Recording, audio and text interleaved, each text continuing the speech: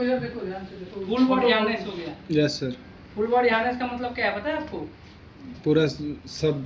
Safety belt इसको बोला जाता है। पहले के जो बेल्ट आती थी ना 2013 का पहले, यस, तो ये डबल सिंगल लेनार्ड का आता था। तो बस single। एक्सीडेंट का आंकड़ा मिलाया गया साइट पे, तो हर साल 13 लाख से ज्यादा एक्सीडेंट होती थी बेल्ट की वजह से। यस, तो इसको कुछ मॉडिफाई किया गया। मॉडिफाई मतलब इसमें कुछ इम्प्लीमेंट किया गया, यस। और इसको फुल बॉडी हार्नेस मतलब पूरा बॉडी का पूरा हार्नेस बनाया body गया। का तो इसका harness। लेंथ जो होता है ना 6 मीटर होता है। Yes। इसकी यहाँ से करोगे ना और यहाँ नीचे तक 6 मीटर मतलब पूरा 6 मीटर। हाँ, अरे सॉरी 6 मीटर का नहीं, 1.8 मीटर का है, और ये 5 है, 5.5 मीटर का ही आ जाएगा। ठीक है ना। और इसका प्रोटेक्शन जो होता है हमारा जो भी है, तो हम 6 मीटर के ऊपर मतलब मान लो कि इसको अप्लाई कहाँ करेंगे। बेसिक चीज तो हमें बताया जाता है 18 पे इसको पहनना है। मतलब 1.8 मीटर पर ऊंचाई पर अगर हम काम करेंगे तो हमें इसको पहनना है। लेकिन इसको पहनने का मतलब इसका एंगरिंग पॉइंट होना चाहिए। अब मान लो 18 पे हम बेल्ट पहन लिए और गिरेंगे तो वो तो कुछ नहीं होगा ना, चोट लगे नहीं, आदमी ऐसे ही लटक के रह जाएगा। इसको 6 मीटर पे अप्लाई किया जाता है। 6 मीटर का हाइट अगर हो, 6 मीटर मतलब आपको पता है एक छत के बराबर, मतलब ठीक है ना। 8-10 फुट के हाइट पे इसको अप्लाई किया जाता है, ताकि अगर आदमी कोई लटकता है तो एंट्री किया हो तो ऑब्जर्व होकर बच के लटक जाएगा। अब मान लो 18 से तो आदमी गिरेगा तो जमीन पे आगे गिर जाएगा, तो उसे पूरा शरीर में जमीन पे आ जाएगा। इसका पार्ट्स है, देखो मान लो कि ये जो है ना, ये जो है इस रस्सी को यहाँ से चालू करते हैं। देखो ये जो है ना, जो ये जो चीजें होती है ना, बेसिक चीजें इसको जानना है, ठीक है ना। ये हमारा क्या है, इसको क्या आप मतलब आप अपने भाषा में इसको क्या बोलोगे? चुंडी, फंसाने वाला। फंसाने वाला, एंगरिंग पॉइंट भी बोल सकते हो, ठीक है। लेकिन ये स्नैप हुक बोला जाता है। भाई वीडियो बन रही है, वीडियो बन रही है। इसका स्टैंडर्ड नेम है स्नैप हुक। क्या है? Snap hook. कोई अगर सेफ्टी प्रोफेशनल से पूछेगा तो हम अपने लैंग्वेज में जवाब देंगे कि सर इसका है नाम है स्नैप हुक। ये क्या करता है तो एंकरिंग करता है, प्रोटेक्शन के लिए दिया गया पूरा चीज। ये पूरा पार्ट ही प्रोटेक्शन है हमारा, ठीक है। पूरा पार्ट का ही प्रोटेक्शन है। इसको पूरा प्रोटेक्शन इक्विपमेंट नहीं बोला जाएगा, ठीक है ना। इसमें कुछ पार्ट होते हैं। तो ये हो गया स्नैप हुक हो गया, इसका नाम पता हो गया। और ये जो हो गया ना, इसको लेनार्ड बोला जाता है। ये डबल लेनार्ड होता है। ये 16 mm थिकनेस में आती है। 18 से इसका वेट होता है, मतलब लेंथ होती है। 16 mm का होगा, 16 mm थिकनेस। इसका पीपी रोप का थिकनेस, पॉलीमर रोप है ये, ठीक है ना। पॉलीमर रोप है ये, एक्सटेंडर रोप है। इसकी कैपेसिटी 512 kg है। 18 जो है ना, 512 kg आदमी को रोक लेगा ये। 16 mm का डाया है, इसका थिकनेस है, ठीक है ना। और इसमें एक चीज देखा जाता है, इसमें 2 धारी दिया गया है, ब्लैक और ग्रीन। और ये 2 अगर धारी नहीं दिख रही है तो समझो ये बेल्ट को यूज ही नहीं करना है। इसका एक पहचान होता है, अगर ये धारी नहीं दिख रही है तो इस बेल्ट को यूज ही नहीं करना है।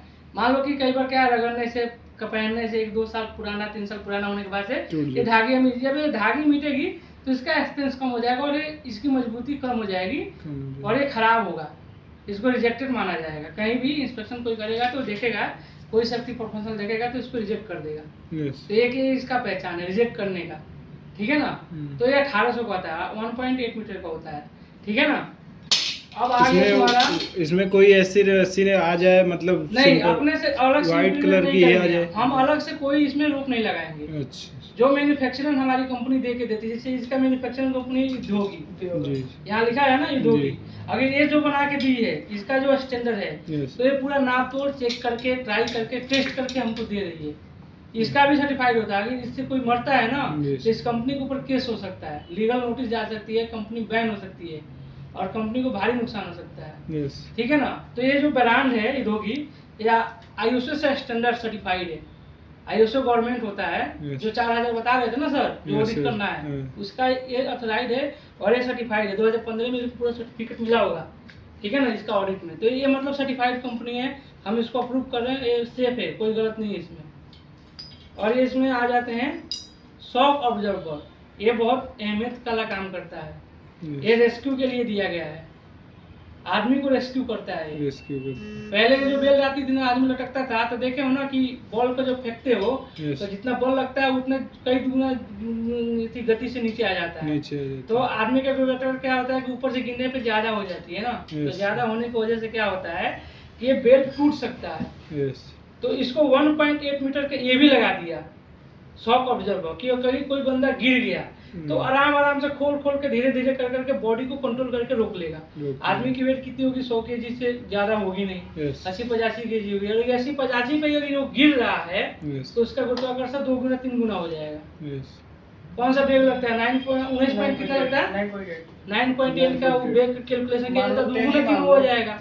तो फिर ये तो किसी काम का नहीं, ये तो टूट जाएगा। तो इसको ऑब्जर्व करने के लिए देखते हो ना कि ब्रेक सिस्टम जो होता है ना, ब्रेकिंग सिस्टम ये काम करता है। धीरे धीरे रोक के डिस्क ब्रेक जैसा उसको लटका देता है ताकि आदमी गिरेगा नहीं, लटक जाएगा और लटक के उसको रेस्क्यू कर लिया जाएगा। तो ये अगर मान लीजिए जैसे कि टूट गया, अचानक से नहीं गिरने, अचानक से नहीं टूटेगा नहीं, मतलब इसका टूटेगा नहीं, जैसे अचानक से नहीं खुल सकता। इसका काम क्या है? इस बेल्ट को टूटने से बचाना और ऑब्जर्व करके हैंगिंग कर देना। हैंगिंग मतलब लटकना होता है। और ये हो गया डी रिंग। डी रिंग इसको बोला जाता है, ठीक है ना जी सर। ये इसकी सारी कनेक्टिविटी यहाँ से होती है। ये अगर डी रिंग भी ना रहे, डैमेज रहे, कटा रहे, टूटा रहे तो ये किसी काम का नहीं है। पूरा पार्ट यहाँ से किसी काम का नहीं है, ठीक है ना। अब आ जाते हैं बॉडी पार्ट में। ये होता है बैक स्टेप, पीठ के। ये प्रॉपर तरीके से सही होना चाहिए, ग्रिप कहीं से टूटा फूटा नहीं होना चाहिए, ये प्लेमर भी कहीं से डैमेज नहीं होना चाहिए, एकदम चमकना चाहिए, ठीक है ना। और चेस्ट स्टेप का लॉकिंग काम करना चाहिए। ये प्रॉपर जाके इसमें मैनुअली से जाके फंस के जाके ऐसे जो लगता है ना, जैसे ऐसे डाउन करता है लोग, ऐसे घुसा के ऐसे लॉक कर देता है लो ऐसे। ये प्रॉपर लॉक हो जाना चाहिए, ठीक है। ये सारा पार्ट सही होना चाहिए। अब इसका एक चीज चेक करेंगे, ये जो होता है ना, हम जब इंस्पेक्शन करते हैं तो सबका अलग अलग सीरियल नंबर होता है। इसका भी सीरियल नंबर अलग दिया हुआ है। दो मॉडल ECU 1 है और बैच नंबर दिया है और सीरियल नंबर दिया है 2057। तो ये चेक करना है, ये पूरा मार्का होना चाहिए, पूरा कंपनी का लोगो के साथ, पूरा ISO देखो लिखा है, ISO 3532 IS कोड इसका होता है सेफ्टी बेल्ट का। IS कोड जैसे हेलमेट का होता है ना 29-25, ऐसा कोई पूछ जाएगा इंटरव्यू में कि इसका बेल्ट का क्या होता है IS कोड, तो बताओगे तुम क्या? 32-35-21। सब बेल्ट का अलग अलग होगा? सब नहीं, ये सेफ्टी बेल्ट का ही IS कोड होता है 35-21। इसका इंडियन स्टैंडर्ड कोड है। हाँ, हर जैसे जूता का कोड अलग है, हमारा पैंट का भी IS कोड अलग आता है, हमारा अंडरवियर का भी IS कोड अलग होगा, गंजी का भी IS कोड होता है, सबका इंडियन स्टैंडर्ड कोड है। होता क्या है, ठीक है ना। ISO का फुल फॉर्म क्या होता है? ISO बाद ट्रेनिंग में बता रहे हैं। ये देखो यहाँ स्कैनर भी दिया है। इस कंपनी के बारे में ज़्यादा जानना चाहते हो तो इसे जान स्कैन करके इसका ये सब घुमा फिरा के आता है फॉल प्रोटेक्शन में, ठीक है ना। सीधा नॉर्मल बात है, आर्मी को गिरने से बचाने का उपकरण है ये, ठीक है। जाओ, तुम कितना मिनट का वीडियो बनाया भाई? थोड़ा अब इसको वीडियो पे जाके पढ़ेगा, वीडियो मेरे को शेयर कर दो।